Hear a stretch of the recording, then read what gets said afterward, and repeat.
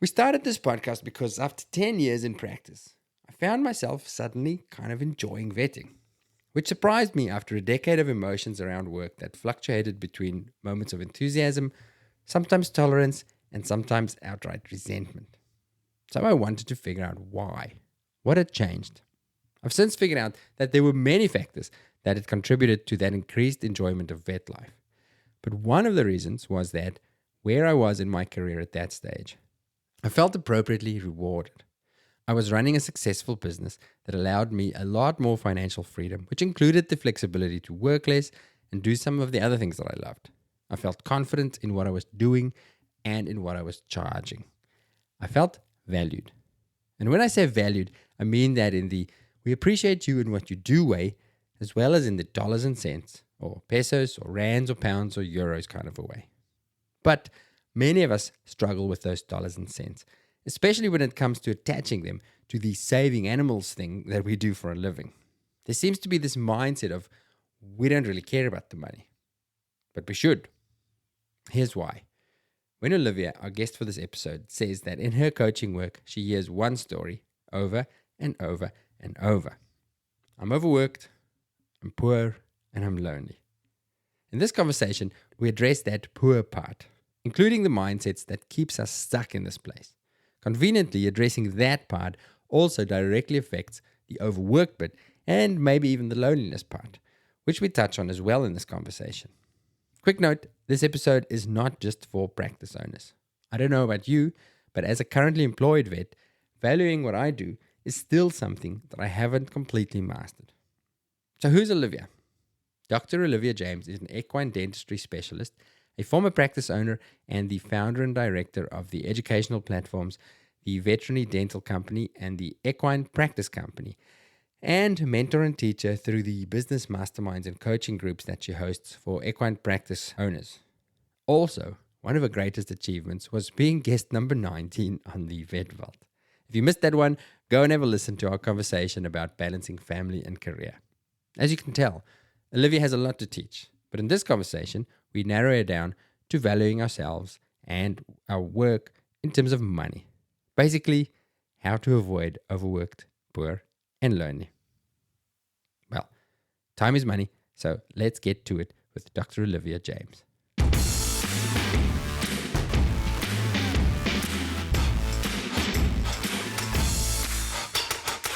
Welcome back to the Vet Vault. Hi. I haven't had the opportunity much to say welcome back to many people yet. So we're getting there now. We're getting the favorites back on for round 2. And it's been going long enough that enough time has passed between interviews so that things have changed for you as well. And hopefully, maybe your perspectives have changed and the things you can teach us have changed. So I'm really excited to dig in with you. I'm just scrolling back. I want to see when your episode was actually out, what number you were. Yeah, I couldn't remember. Was it about parenting or women owning practices or something like that? Yeah. Making it work, making your career work for you as a parent. So November 2019. Wow, that was a while ago. And we are now at episode 80 something. Well, by the time I release you, you're going to be pretty close on 90. Maybe I'll do that. Maybe I'll make you 90. So let's get a summary. So for anybody, let's remind people, we'll do a full bio at the beginning again, but equine dentistry specialist, previous practice owner of an equine business, equine practice, right? Mobile practice? Mobile with a hospital base. With a hospital base. And then the specialist thing, still working as an equine specialist dentist. And what else have you been doing between November 2019 and now? A lot's been happening for you. My goodness, so much. Gosh, where do I even start? So the specialist thing, so that's only really recent. So I think when I was speaking to you last time, I didn't pass my practical exam for the American Veterinary Dental people. So I had to go back and do that. Was called off in 2020 and was lucky enough to get permission to leave Australia in 2021. So went over, did that, managed to pass, which is pretty good. Got a nice 2-week holiday in hotel quarantine. And really only just 2 weeks ago was my application to be a specialist in Australia. So registered, was accepted.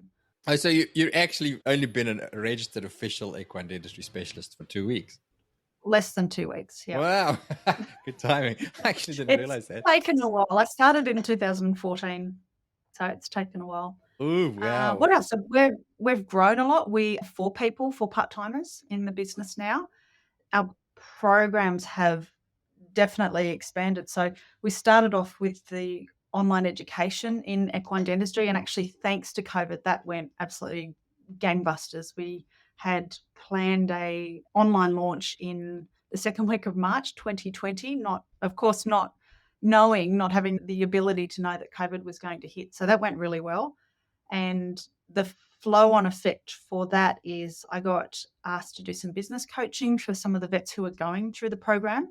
I would meet them for a one-on-one and help them with what equipment they should be using, help them to set their goals, help them with some pricing and some marketing. And there was one vet from the US emailed me back and said, I did everything that you suggested and it's worked amazingly well. Will you coach me? And I went, oh my God, I don't have time to do individuals, but I can put a group together. So we started a group and now we're up to our 5th group, which is pretty cool and pretty amazing. What else? We've just released last year general education, general CE for equine practitioners or mixed practitioners that see horses. We have a new secret squirrel, super secret program. We're doing a joint venture with an overseas vet. We can't tell you about that right now. It's under wraps. It's very secret. Ooh, still horse related? They're all horse related because that's my area of expertise. And we ran some virtual internships for equine dentistry too. Pretty cool. Wow.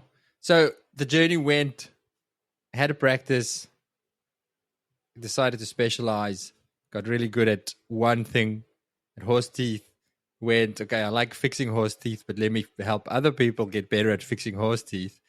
And then they said, oh, yeah, now we can fix horse teeth, but our businesses are still shit.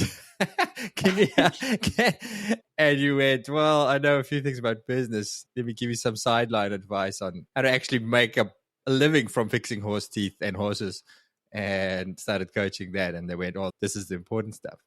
Yeah. And it's not only about making a living, but being happy and having profitable and effective practices and, you know, all the good things that we actually want.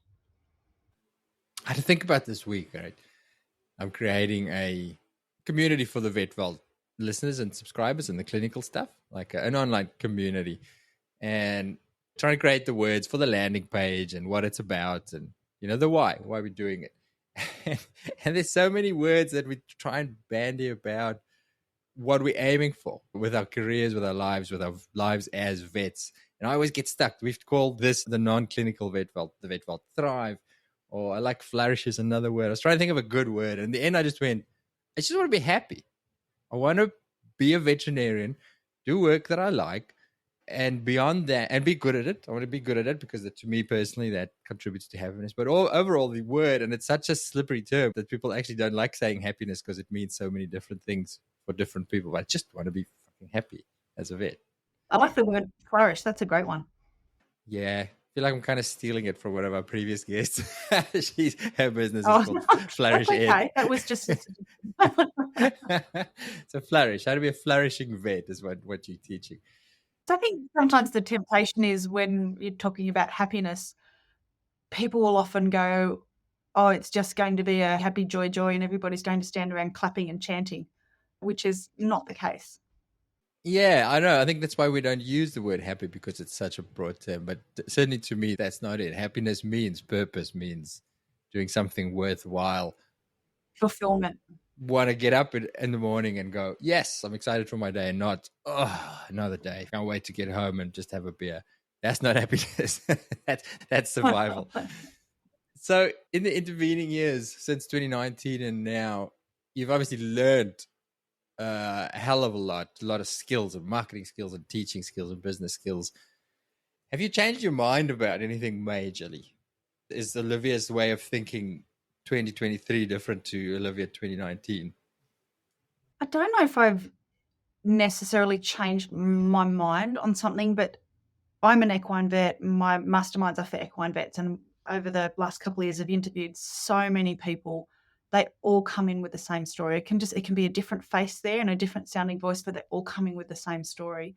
So I've just become more aware of how hard it is for some people, how having a practice that has low profitability, they're overwhelmed, they're lonely. That's not something we really hear people talk about a whole lot, loneliness in equine practice. I'm sure it could be in other types of veterinary practice as well. It's a really big thing, especially if you're a solo vet practice. So yeah, just becoming aware of how many people are hurting at the moment. So the story is I'm overworked, I'm overwhelmed, I'm underpaid, and I'm lonely. Yep. By far and away, they are the 4 recurring themes. And is that an equine practice? I won't say unique, but do you think it's more prevalent, that story, for because of the nature of equine practice, because you're on the road and running your own show, or do you think it resonates with smallish GP clinic owners as well?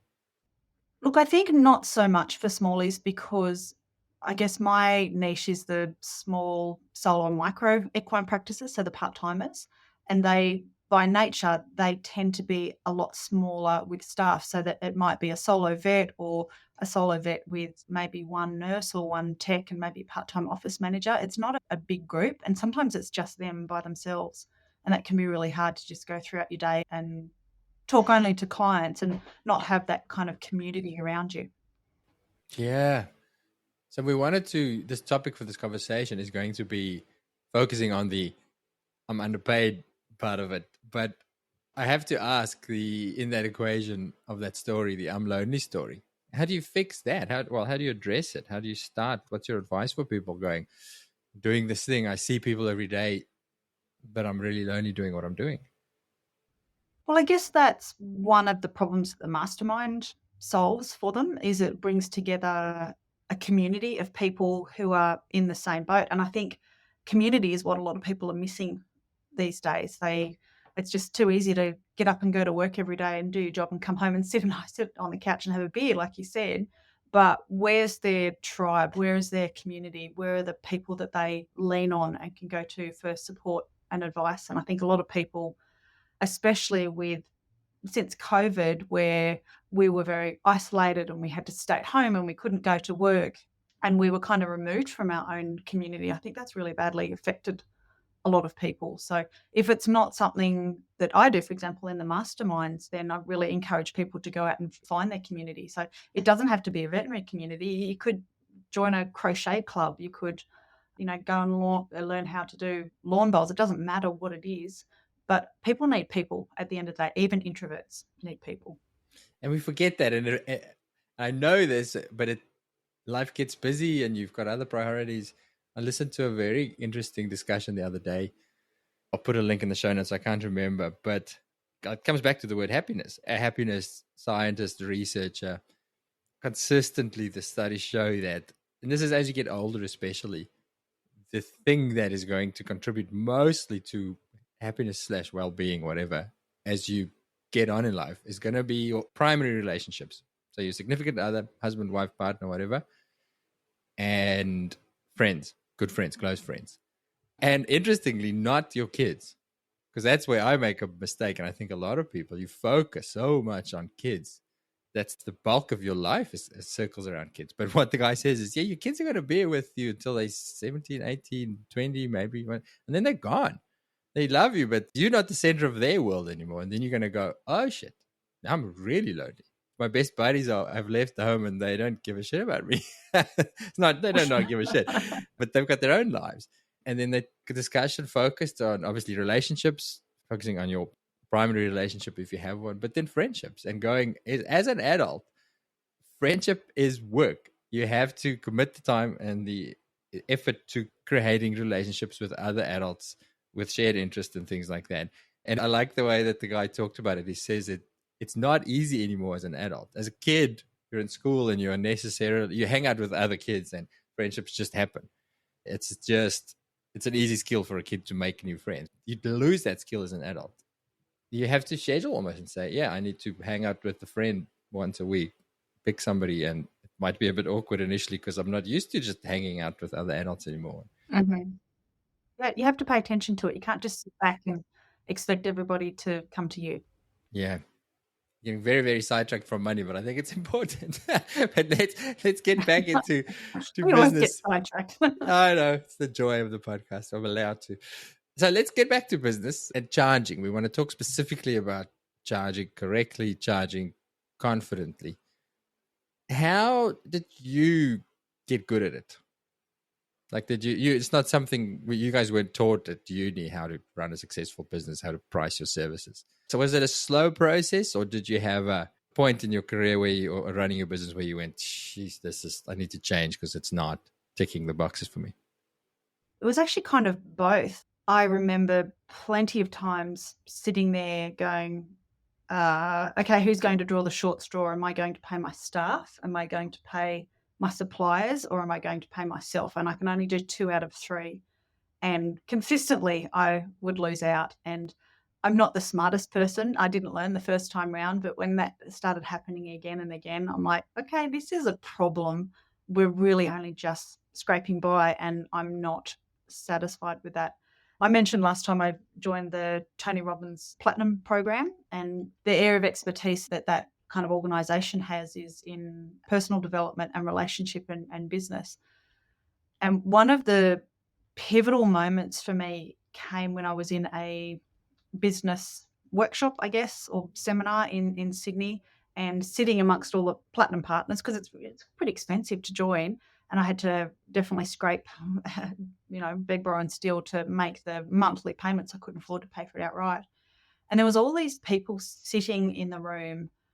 I thought, when looking at them, I was like, these guys have made it. They're successful. They've made it in life. They've made it in business.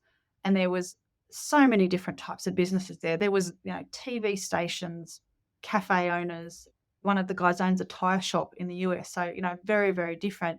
And I thought to myself, I'm not special. I don't have it any harder than anybody else. If they can do it, I can do it.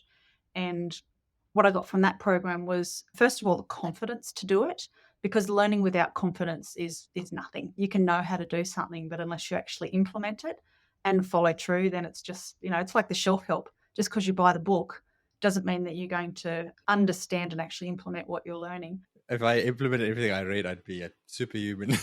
That'd be amazing. It's called shelf help. I like the self-help books that sit on the shelf. But that's where I learned about it, because with fee setting, there's a couple. I mean, we'll probably talk about that later, but there's a couple of different ways or a couple of different strategies to actually work out what you should be charging, and some are better than others, and some are more suitable than others for your individual situation. Okay, so it wasn't just a question of trial and error and experimenting, and eventually you got there. You invested in active. Well, it was trial and error in the beginning, which is why it failed so dismally. But once I actually put a strategy in place and, had kind of steps to follow, it was much easier. And then how did life change for you once you started getting that in place, in broader terms, just in terms of what we talked about earlier, your flourishing? Yeah, it was totally a game changer. It took the stress off about, am I going to be able to make payroll this week? And I mean, it's not all about getting rich and making a lot of money. It's about, as you say, it's about being happy in your life. That's work and personal as well. So I think just having a higher disposable income or earning more money in your practice, it just gives you better choices. So you can, if you're looking at equipment, you can maybe afford to go for the better equipment rather than cheaper one, or you might be able to afford to buy new rather than used, and you have the funds to be able to grow your practice. So many things that change. It just, I guess the feeling that comes to mind when you ask me that question is that I could just relax a little bit. It didn't have to be so stressful. Yeah, peace of mind. So how many people have you coached through this process, Olivia, in the last couple of years, the business coaching? So 5 groups, what does that translate to in terms of number of owners? Gosh, I'd actually have to go through and count it. I think it's somewhere in the first year group, it would be probably around 40 people. And I only ever intended it to be a 12-month program, but they didn't want to leave. So it's kind of evolved and morphed into, we offer a second year program as well. And that's a bit different. First year is all about systems and processes and confidence and mindset. And then the second year is about strategic planning and implementation to get your practice to where you want to take it. Okay. Have you got standout favorite case studies of somebody who came to you in a bad place, and then seeing them at the end of a course or a year or 2 years being a whole different story? Gosh, how do you choose? I'm not sure how how you choose about that one. A couple of the, I guess, really successful stories that come to mind, they have similarities that I mean, of course, they're equine practices, so they're more likely to be in rural areas and in lower socio-economic areas. There's one practice that they were able to leave their side gig and go full time, and they are smashing it. 55% profitability, got lots of work, have really good clients. There is another vet in the USA. This one was a fun one. They were doing consults for free, or sometimes they would charge a consult fee of $25, and they covered a huge geographical area. A couple of little kids at home, was working all hours, couldn't take a wage, couldn't afford to go on holidays, but came in with the mindset that I've hit rock bottom and the only place you can go from here is up. So I started working with her, and 18 months later, they're a 3-vet practice. They are killing it, and they're putting a lot of systems in place to be able to help and support their staff as well. So on training about money mindset and things like, I mean, again, it's not just about the money, but having your systems and processes in place. Like, do you have adequate insurance? And I'm not talking about vets or vet practices, but for people in life, do you have your safety net set up in case something would go wrong? So that's been pretty cool that it's kind of like the ripple effect. So I help them and they help themselves, but then they go out and help the people around them as well. And that's pretty cool.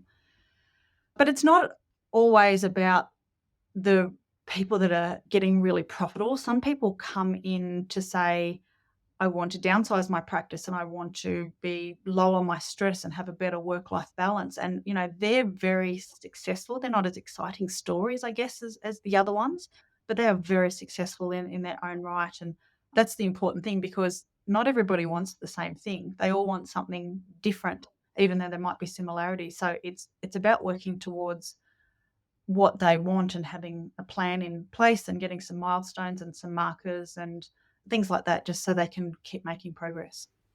Sorry, the one, the story you told of the free consults. What was lesson one? Yeah, you should charge a consult fee for the work you do. Was that the first lesson? Session one done. Let's meet again in 6 months' time. Well, that's actually what I do when we meet for an interview, because they have to be the right sort of person to come in. You can't have people with big egos or anything like that. And we actually go through and I set some prices for them and give them the confidence to implement it, because sometimes people just need to know that it's okay to do it, like to have permission. So I say to them, if you need permission to do it, tell them Olivia said you can. So they're kind of transferring the blame or the responsibility a little bit. Before we dive into the details, I have many questions already, but there's a chance that this might sound like, okay, this is going to be an episode for business owners, for small business owners to set pricing in that. Does it go beyond that? Does it go to the employed veterinarian in smallies or equine? Are we going to talk about the mindset as well? Because it is, even though it's not our practice, we still have to charge.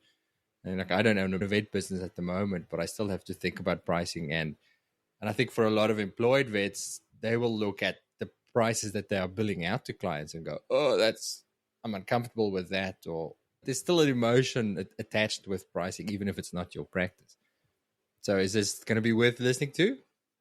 I think so. It's about valuing yourself and valuing your services.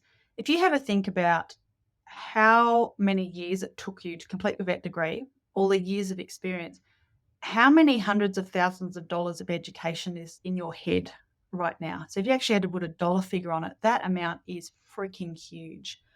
And then there's the other side, which is the business side. I mean, businesses have to make money, otherwise they become a not-for-profit, and that's a totally different set of rules there.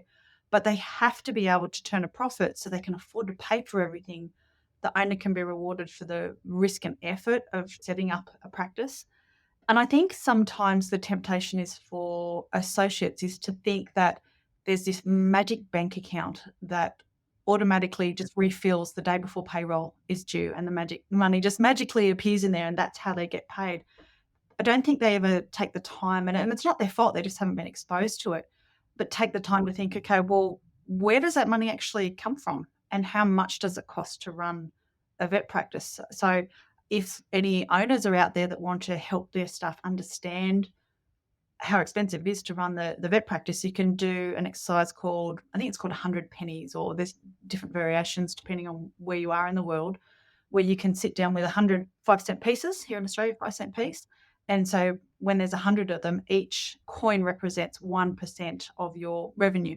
And you can get the staff to guess what it costs to run a vet practice. So, maybe X percent goes to your drugs and consumables, X percent goes to wages, et cetera, et cetera.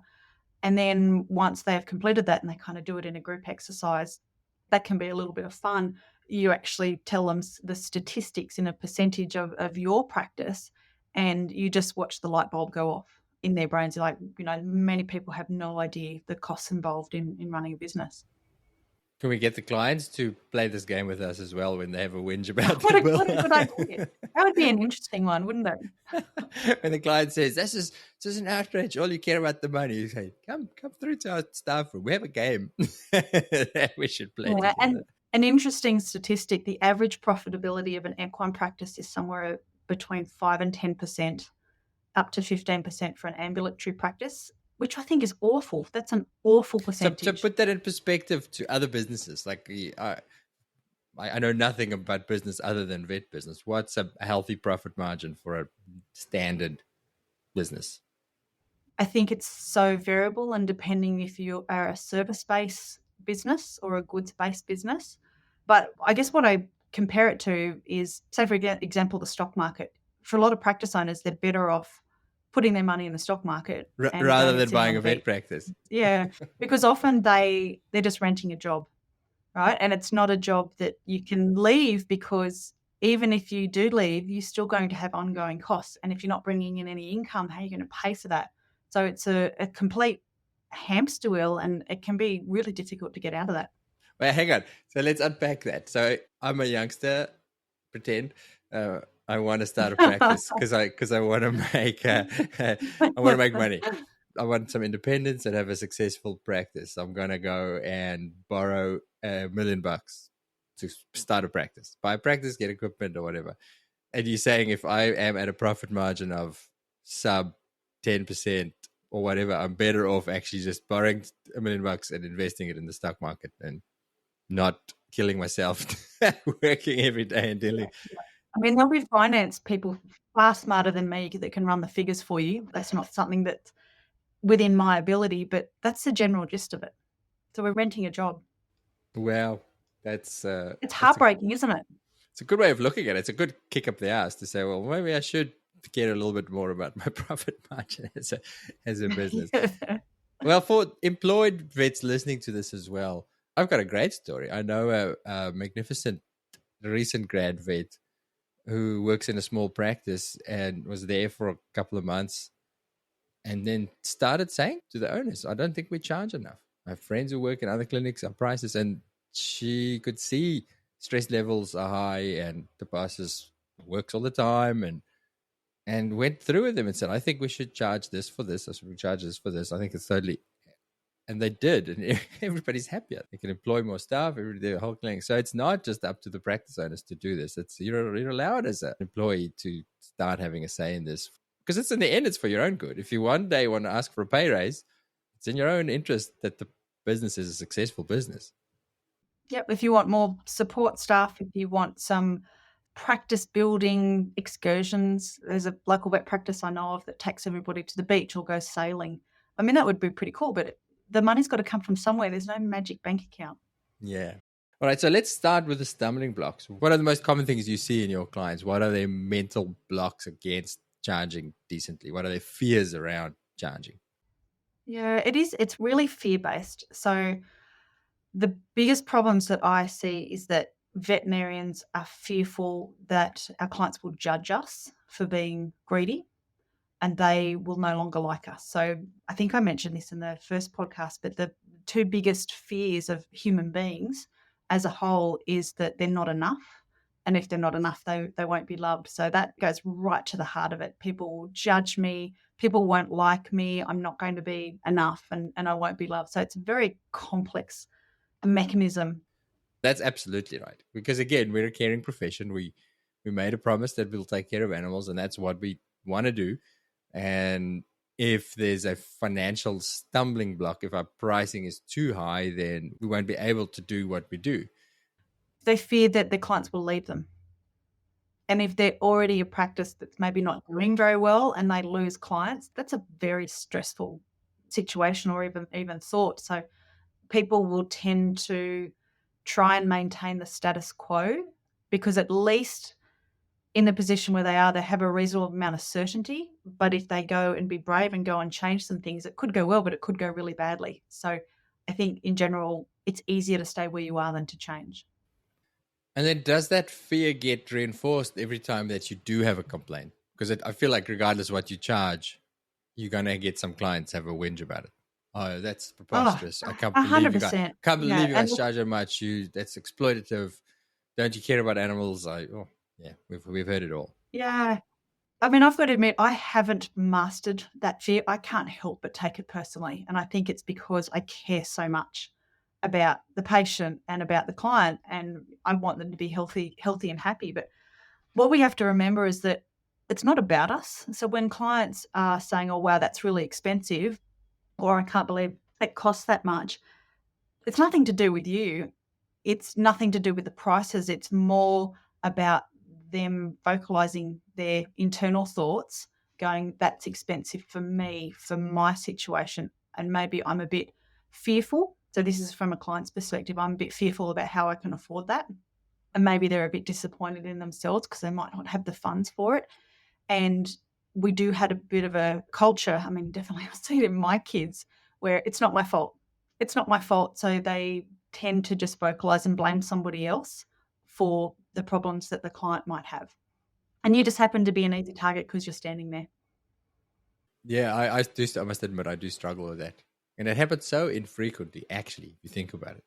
If you think about how many consults you see and how many things you book, how many people say yes or say no, but say it in a polite way. And it's very infrequent that you get the complete asshole, the person who has a really emotional response around money. But it does stick into that fear center. It sticks to go, they're going to get angry at me and I want to be liked, as you say. I like it when people like me. I just want to help animals. I don't want to have fights with people about money. Yeah, 100%. But, there are people that say that if you're not getting some complaints about your fees, then you're not charging enough. You're going to be too cheap. So I think there has to be a nice little balance there. No, I think it's also, you said earlier, you're allowed to have permission. You have permission to care about money. That stinger that they use, that knife in the back of all you care about is the money. We hate that because it's so far from the truth, because it's not all we care about. But you do care about the money. I do want to get paid for the work I do. I think I might have said it on here before. I have a confession. I'm not saying people should do this. I actually said that to a client once. It's not my greatest moment, but it was when I ran the emergency clinic. It was 3 a.m. and some procedure. I was tired. It's been a long couple of weeks, and she had a whinge at 3 a.m. about the cost, and she gave me the line, all you care about the money. And I'd had enough, and I said, that's not accurate.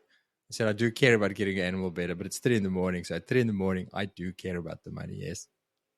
And she couldn't answer. She just went, okay. End of conversation. But I'm not saying it's the right answer, but it's maybe a good mindset to say, well, yeah, I do. It's okay. It's not sinful. It's not ethically wrong to care about the money. That's right. I remember this was many years ago when I was an associate and I had 2 kids in daycare, and I was standing in the supermarket working out what groceries I was going to buy.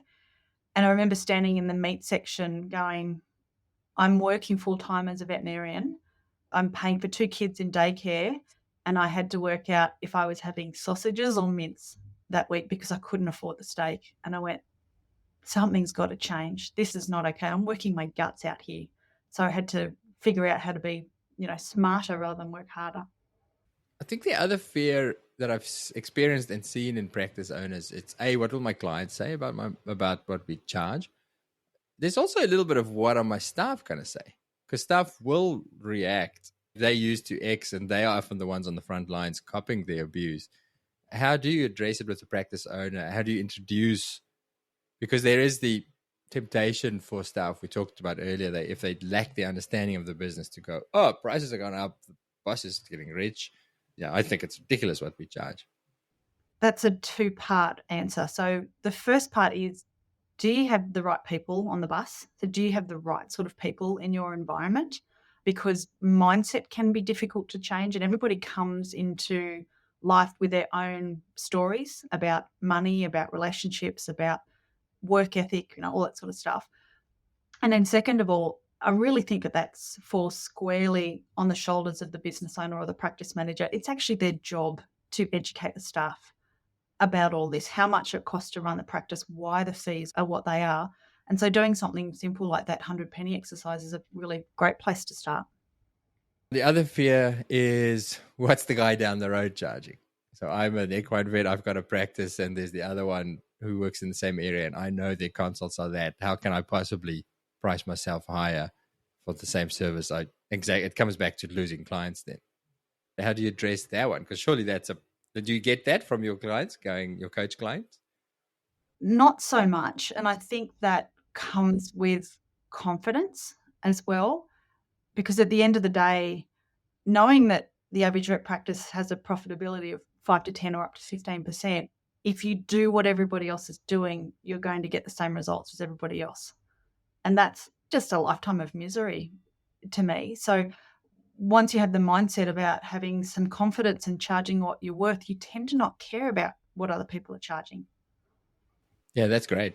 So you think about it and go, okay, well, I'm not going to race that guy to the bottom because I've been to the bottom, or I don't want to get to the bottom. I need to do what I'm going to do for me. And if that person wants to have a lifetime of suffering and choosing between sausages and mince, well, that's their decision. It's not mine. Okay.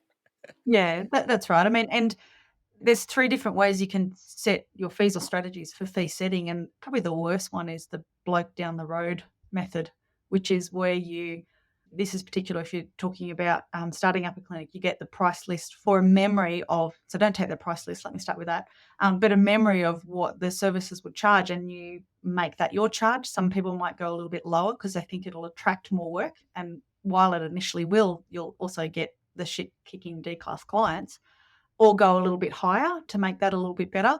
But the bloke down the road method is probably the worst method you can apply when you're looking at setting your fees.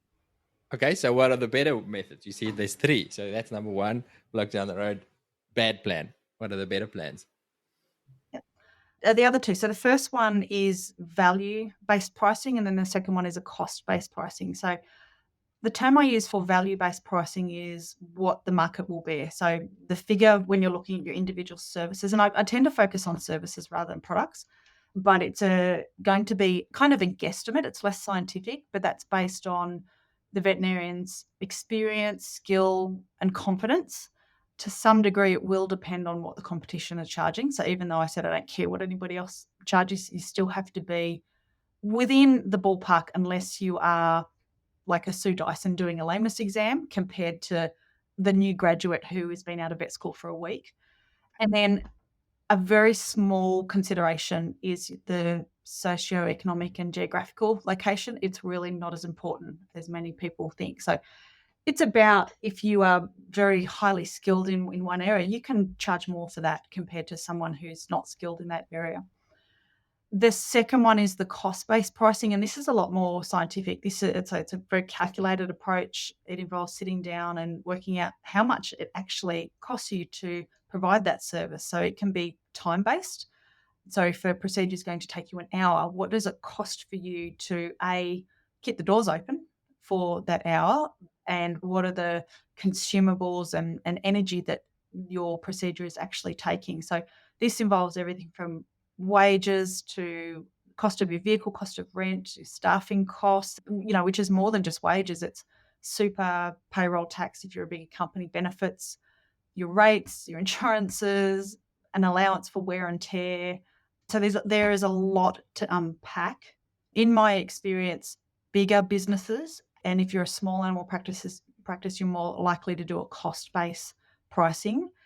majority of equine practices are solo vet practices, whereas you're much less likely statistically to have a single vet small animal practice. It tends to be multiple people.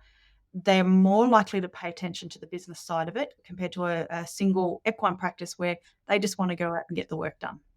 So I think that's the difference. So most equine practices are going to be setting their fees on value based, and my gut feeling is in small animal practice they do tend to be cost based, but there's a lot of the bloke down the road pricing. Yeah. It's hard to completely ignore that factor. I want to dig into those two and a couple of sticking points. Let's start with cost based. Well, hey, what do you teach? Let's say I'm new to your program. I have a struggling equine practice. I need help with my pricing. How do I determine my pricing? So far, I've just been looking at the bloke down the road. Where do I start? Which method do you teach? We actually do the value-based pricing, and the reason is that you have to be fairly evolved in your business to know what your costs are. And often when people are coming to me, it's kind of like a shitstorm. Like there's no procedures and systems and processes in place, and coming in with that all the baggage that they're bringing in, we don't necessarily want to start with that. You have to go and fix the urgent things. You have to put out the house fires before you can dig into that sort of thing. So we actually look at value-based pricing first, and I tell them what they should set. That gives them some confidence. The cost-based pricing comes a little bit later on. Maybe the value-based pricing is not working for them. So I'm not saying that one is actually better than the other. They just suit very different models. Even if you are implementing the value-based pricing, it is still a good idea to know what your costs are. So, sometimes those fee setting strategies can be intertwined and use both of them. Yeah. I feel like as a scientist mind, I kind of want to understand or at least be able to justify to myself based on the costs. Well, I should at least be charging this to make sure I'm not going backwards. Would you be a very small percentage of the population that would think that? Oh, really? I say that, but do I do it? No, I don't always do it. Yeah. Most people go, will I get pushback if I charge this? And if the answer is no, then they charge it. If the answer is yes, they don't charge it. So when we look at cost-based pricing to at least get an idea, are there in veterinary practice fairly big ticket items that people tend to discount, but it's easy, like forget about, not even consider in their pricing? Because it's easy to go, well, these are my drugs, these are my materials, these are my wages, and that's my rent. Are there things that people just don't consider when they work out what your hourly rate should be? It's the overheads, it's the intangibles. It's not the things that you can touch. It's not the drugs you're getting off the shelf or I'm not advocating touching your employees, but they are physically there. Whereas your insurance, you can't touch your insurance. You can't touch the electricity. Well, actually you could, but don't because you'll die. Yeah, okay. So it's the stuff that goes out of the bank account every now and again, and you don't actually see something on the shelf or walk through the door that you actually forget to count that in your phone. Yeah. And actually that brings me to another really good point, because what I will commonly see is that business owners will judge the health of their practice based on the amount in their bank account at any one time. So especially for equine practice owners, many of them don't know how to read a profit and loss statement. So they open up the app on their phone and go, oh, I've got enough money in there today. I mean, you could be super profitable practice and there'll be occasions where you won't have very much money in the bank. So it's not a very good way to judge the health of your business. That's a hard one to get your head around, because I definitely did that when I ran the emergency business. I'd look at the bank account and go, oh, we're all good. Luckily, we had a quarterly meeting with an accountant, and then he would sort me out pretty quickly. He was like, oh, yeah, you have that much in the account, but you're going to owe twice that much in tax at the end of this month. Oh, what? Oh, shit. Yeah, that's right. I mean, it's about planning. And I mean, there's different types of cash. There's operating cash, which is the result of your efforts in your business. There's investing cash. So if you go and get a loan, maybe for some capital expenses. And then there's basically when you sell something. So if you've got a spare car that you sell the car, or an old ultrasound, you sell that. I can't think of the term for it. That's not very important, that one. When we talk about the value-based pricing, and you said the term there, what the market will bear, how much are people willing to pay? How far will they be stretched? And I've actually been a vet long enough and I've worked in many different places that my perception on that is shifting drastically. Like if you told me 10 years ago what people will be paying these days, and it's weird, it's kind of like post-COVID. People's expectations of what they're going to pay for stuff is just up, and that I clearly had very twisted ideas of what people are able and willing to pay for veterinary services. Is there a line where it becomes now we are, or is this what we're talking about? Now we are pricing ourselves out of the market and we won't be able to offer the services that I want to do. I'm not going to be able to make animals better because people are going to start saying no to what I'm doing. And it becomes almost an ethical line. Is there an ethical line where you go, yeah, people can pay it, but is it reasonable? I think I struggle with those thoughts. That's very true. If you're charging $500,000 for a consultation, you're going to get zero people, maybe that one random person in the whole entire world. So there's definitely a line there. And of course, with everything we do in our practice and all our strategies and pricing and everything we do, it has to be ethical. I mean, that maybe I should have said that in the beginning, but that's actually got to be first and foremost, is that you have to be ethical in your practices, because if you are not, and you go in with this idea of that I'm just going to make my prices as high as I possibly can, people are going to see right through you with that one. And perhaps that is the instance where people are saying, oh, you're just a money hungry vet. Maybe that's true. So it's a good idea to sit down and actually ask yourself, is this appropriate for this situation? Am I being ethical about it?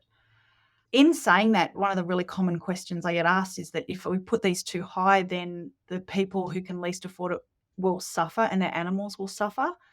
That's not necessarily true. There's always other veterinarians around. There's always going to be other vets that are charging more than you or charging less than you. One thing I'm a big advocate of is, if you are increasing the profitability of your vet practice, pay it forward, have an angel fund. So you can go and work really hard on your business and be rewarded for it. Set aside a percentage of what you're earning and putting in an angel fund. And that can then be the funds that you can use for, hardship cases or specific cases. And that will help a lot of vets in actually ticking the box. Or it can be, if I'm profitable, I know that I don't have to work as hard seeing as many clients, and therefore I can block off this day every month, or whatever the time frame is. I can go and do some pro bono work for a charity. I mean, that's what I used to do. Is we used to just go and allocate, I think, one afternoon a month or every 2 weeks, I can't remember now, but we would basically just go and do pro bono work. And that was a great thing to do on a Friday afternoon. You came back from that just being pumped with how many animals that you could care for and help, without being worried that because you worked for free, you then couldn't pay staff. Yeah, I like that a lot. When you start advising people about prices, you said earlier you don't worry too much, or you don't look too much at stuff that you sell, at product. It's more service-based. Where do you start? Let's say I'm listening to this. I'm a practice owner, whether it's equine or smallies. I'm aware that I need to overhaul my prices. What do I do first? Because the sort of logical part, the default for me is to go, well, don't touch the stuff that people are going to shop around for example. So if you go down the road argument again, my consults, I can't stuff with my consults, I can't stuff with my spays, can't stuff with this, because people are going to call around and then they're going to see, oh, you're expensive, and then not use me. Does that argument hold water? Because then on the flip side, the consult, the spays, and those sort of things, it's like it's a large percentage of what you charge in there. And so making a small lift there could make a big overall effect. How do you think about that? Yeah, that's true. When I'm doing these interviews, I ask people to send me a list of the 10 most frequently performed services. So consultations are always in this mix. So we don't spay horses as a routine thing, so I can't come on that, but the principle is the same. So I get them to send me their 10 most commonly performed procedures, and then the number of those procedures they've performed in the last year. And I've got this little spreadsheet, and I'm actually really proud of myself, because this is something that I created. And I go through, I learn a lot about their business, and then can kind of get a feeling about where we should aim for within a price range. And I show them and I say, okay, if we go and increase this price by 10%, and I don't want you to work any harder because you're already exhausted and you already don't spend enough time with your kids, but what is the effect of increasing a price of 10% on a procedure that you do 40 times a year. And I fill in the spreadsheet and it calculates the additional revenue that will create each year. And then, of course, you can work out the additional profit. And by the time you get to the end of that, for majority of the people I do this with, you're adding between 50 to 150,000 to their profit every year. And this is not price gouging. This is not being unethical. This is about charging appropriately for what you're worth, but still with the value-based pricing on what I think their market can bear from the information that they've given me. That's a game changer for these guys. Like when they look at that bottom figure and go, you're telling me I could have an extra $100,000 in my pocket as a result of sitting down and doing something on the computer, because business is an intellectual sport. It's not about working harder. I mean, we all want to improve our skills, but I never tell people that they need to work harder because that's just crazy.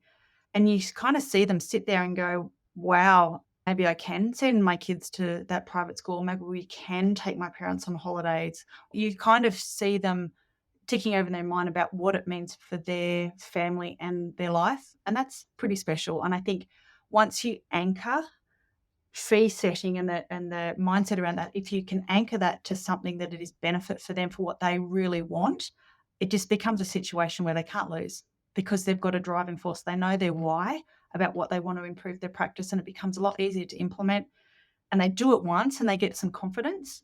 And quite often, I don't need to tell them to raise prices again. They'll go, you know what? I did it. It wasn't that hard. I got 0 pushback or maybe 1 or 2, but really nothing like I expected. So it just gives them the confidence to be able to make some decisions in their business and keep doing that over their career. So that's something really special. It's a lovely thing to do. I like that, tying it to something that's of value to you, because I think a lot of us, if you ask me, am I money driven? No, I'm not money driven. But what are the things I value? Is exactly as you say, it's a nice family holiday, or even if you want to be charitable, say, well, donating money to something I care about, and tying it to that and saying, by doing X, you can achieve that in year 1 or 2, and this thing. And it's not about the fancy car or anything like that. Or you can even make it business wise by changing your injection fee from $12 to $15. That's going to give you an additional $40,000 a year based on last year's data. And that's an extra receptionist or nurse or something, which is going to take the strain off your current team. So tying it to an outcome like that is a much better way to just go, who are you going to make more money? Because then that feeling of, well, I am just a greedy, money-grabbing bastard, it does sneak in if you're that way predisposed. Yeah. It's about finding your why and actually sitting down and making a plan about what you want your practice to look like, and starting at the beginning and having a plan to go through to the end. It kind of all just integrates. Yeah, wow. So it's easy to be slack about these things, though. I found when I ran a business, you kind of know, I should, but I'm busy. I should change my prices, but I'll do it next week.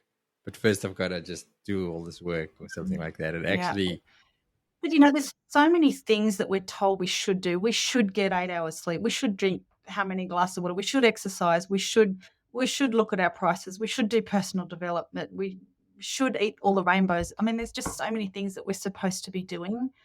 It gets overwhelming. And when things get overwhelming, it's just easier to do nothing. Yeah. So what's the solution? It's knowing what you want. It's taking the time to sit down and go, okay, what do I want from my life? What do I want from my practice? And how is my practice going to support me with what I want in my life? Not many people actually have a plan for that. So if you're listening, sit down tonight, spend 5 minutes.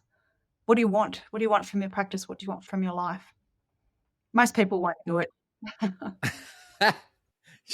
Is it what I'm trying to look for a word?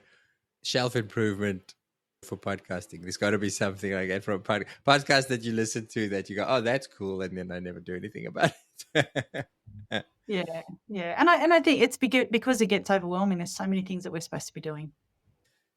Are we missing out on anything here, Olivia? Have we covered the basics? I found that really useful. I guess maybe the take home is that have some confidence in yourself. Value yourself with your skills and knowledge and expertise and the risk associated with starting a practice, and just give it a go. It doesn't have to be perfect.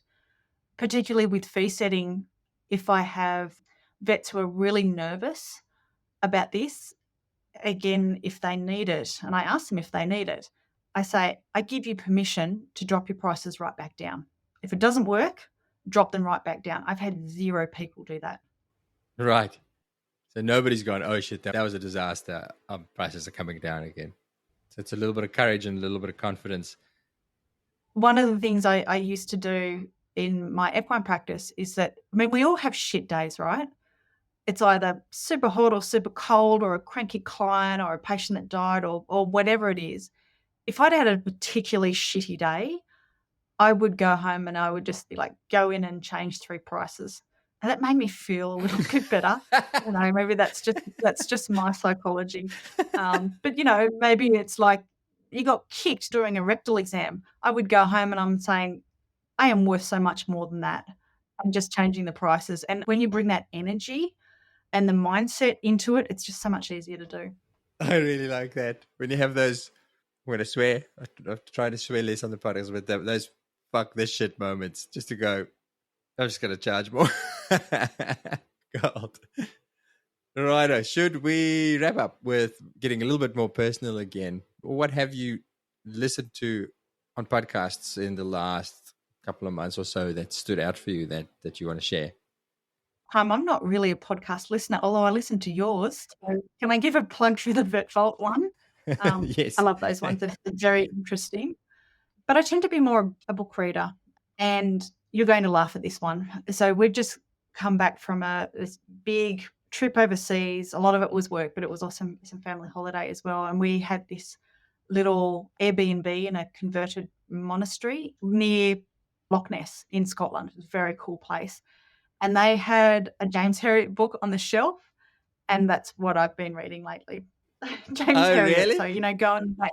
So I think I read it when I was maybe 11 or 12, and I'm sure back in the depths of my psyche, that's one of the things that made me decide I wanted to be a vet. But it's been really nice just revisiting the stories and actually being in the UK at the time in similar countryside to the setting of the book.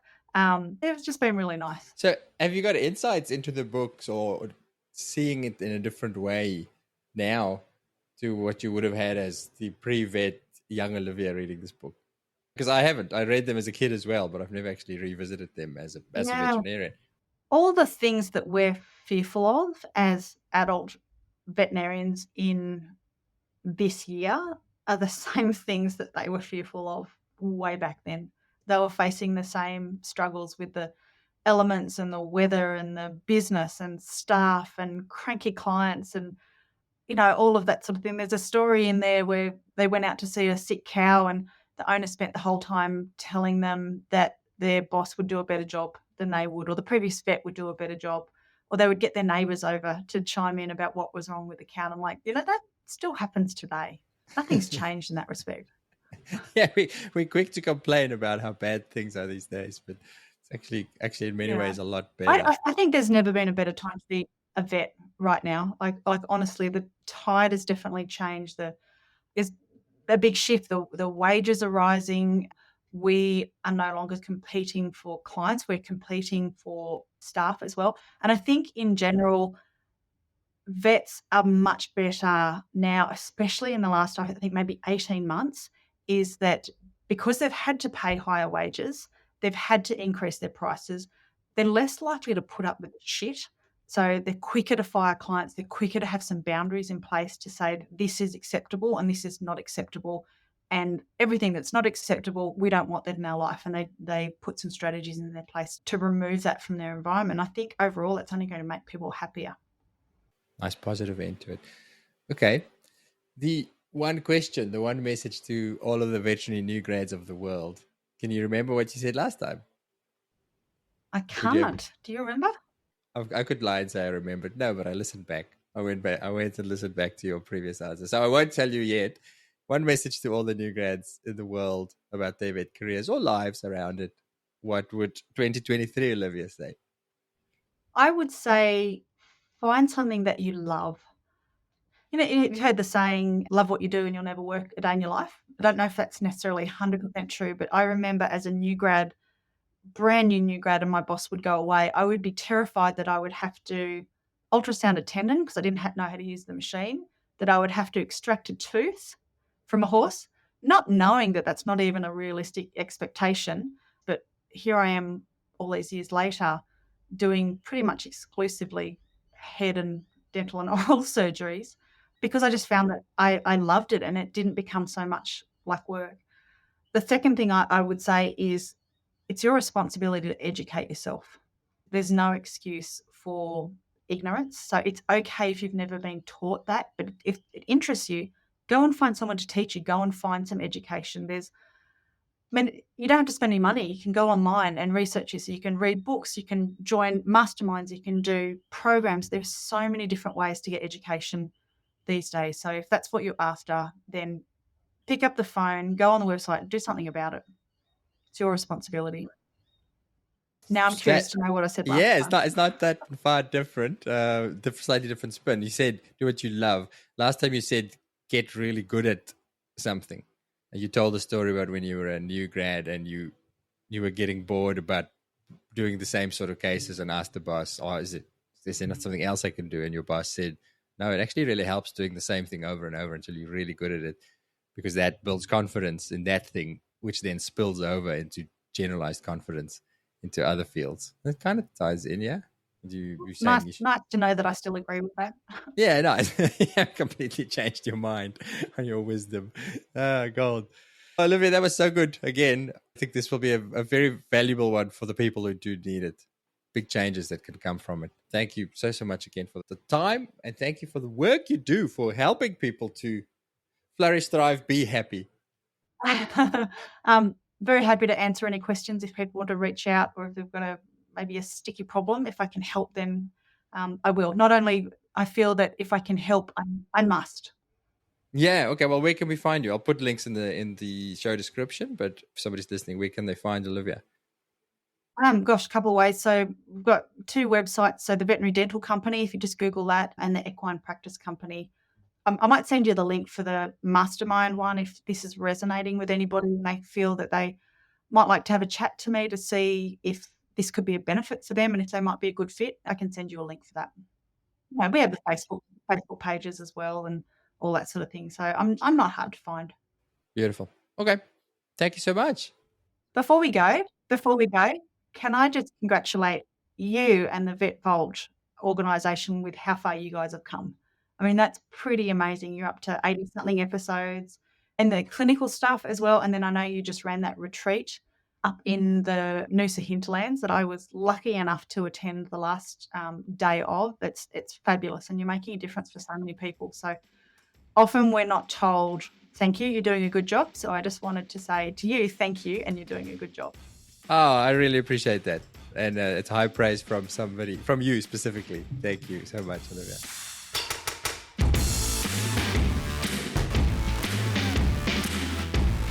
See how I left that last bit in there? It sets me up nicely to plug our clinical podcast. We've just recorded a bunch of stuff at the VEX Spring Symposium with some of the most respected names in the world of emergency and critical care. Look up at that emergency textbook on your shelf at work.